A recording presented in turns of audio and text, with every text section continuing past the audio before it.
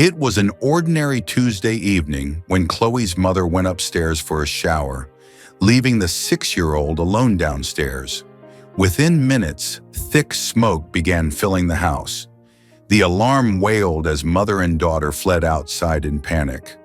Fire trucks battled the blaze for nearly an hour. When investigators asked little Chloe what happened, her answer left them speechless. Chloe had been alone in the living room. Her mother, Jennifer, was upstairs showering. Her father was working late. The house fell into silence. Then something went terribly wrong.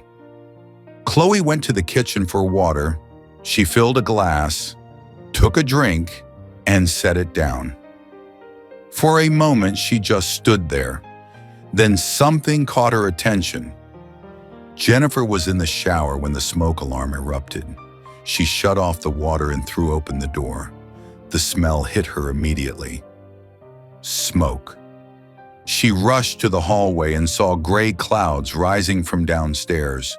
Her heart stopped when she spotted Chloe at the bottom of the stairs, sobbing and coughing. As a nurse, Jennifer had seen distressed children before. This terror was different. Jennifer grabbed a towel, soaked it, and wrapped it around both of them. The smoke was thickening. She grabbed Chloe's hand and moved toward the front door. Heat radiated from the kitchen. They burst outside into cool air. Both gasped and coughed violently. Jennifer pulled Chloe across the lawn. Neighbors emerged, drawn by the alarm. Jennifer's hands shook as she dialed emergency services, then called David. Neighbors ran over with garden hoses, but the fire had already gained strength. Flames were visible through multiple windows. Jennifer held Chloe close, both shaking. She hadn't been cooking. She hadn't left anything on. The house had seemed safe. Nothing made sense. The little girl wouldn't speak. She just cried silently, trembling. Fire trucks appeared, sirens wailing.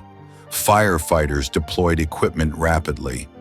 Water blasted through the windows. The blaze had spread throughout the kitchen and living room. The heat was intense. Firefighters had to rotate out every few minutes. Jennifer and Chloe sat on the curb, wrapped in blankets. The firefighters worked for nearly an hour before the flames subsided. Jennifer had tried asking Chloe what happened. Each time her daughter just shook her head and cried harder. Her hands wouldn't stop shaking. That afternoon, Chloe has been watching videos while Jennifer did laundry.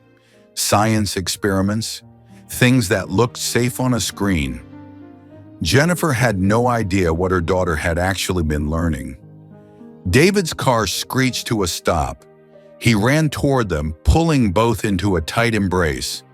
Jennifer assured him they were okay. He turned to look at the house. The roof had partially collapsed. Every window was broken, but his family was alive. Investigators began examining the kitchen remains. They moved methodically, taking photos. One called another over to look at something near the counter. They exchanged concerned looks. Jennifer watched their body language shift. Maybe it was electrical, Jennifer thought. Old wiring. The house was 15 years old. That would explain the speed and intensity, but the investigators kept focusing on the same area, near where the trash can had been. One investigator picked something up with gloved hands, a lighter, partially melted but recognizable. David had used it during dinner to light candles. Jennifer's stomach dropped. They spoke in low voices, then looked toward the family. One wrote in his notebook. They approached slowly, one knelt down.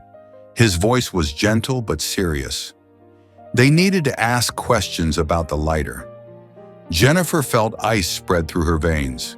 She looked at Chloe. Her daughter's face had gone pale. The investigator explained what they found. The fire started near the trash can.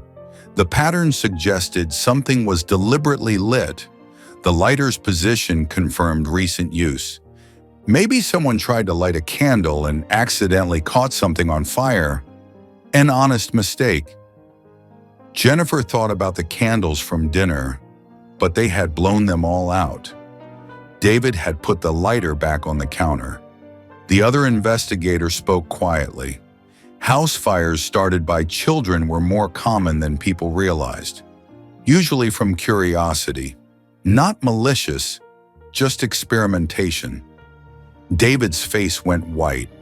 He looked at Chloe, who was staring at the ground, tears streaming. The investigator knelt to Chloe's level. His voice was kind as he asked what she had been doing before the fire. Chloe's lip trembled. She looked at her parents, fear and guilt written across her face. Jennifer reached for her daughter's hand. Whatever happened, they would face it together. The investigator asked again, softer. Had she seen the lighter? Had she touched it? Through sobs, the truth came pouring out. She explained how she went to the kitchen for water, how she saw the lighter on the counter. She told them about the video she watched that afternoon showing a fire experiment. How beautiful the flame looked, how safe it seemed. Her voice broke as she described her curiosity, how she thought it would be like the video, just a tiny flame, just for a second. She pulled paper from the trash. It took 3 tries to make the lighter work. She touched the flame to the paper. The paper caught fire immediately, much faster than in the video. The flame was aggressive, spreading with shocking speed. She shook the paper, trying to put it out. The movement made it worse. The burning piece brushed other papers in the trash. Within seconds, multiple pieces caught fire.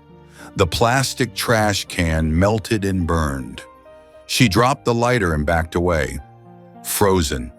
The fire spread faster than she imagined. It reached the curtains near the sink.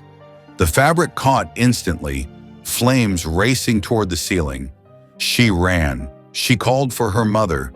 She was so sorry. The investigators exchanged knowing looks.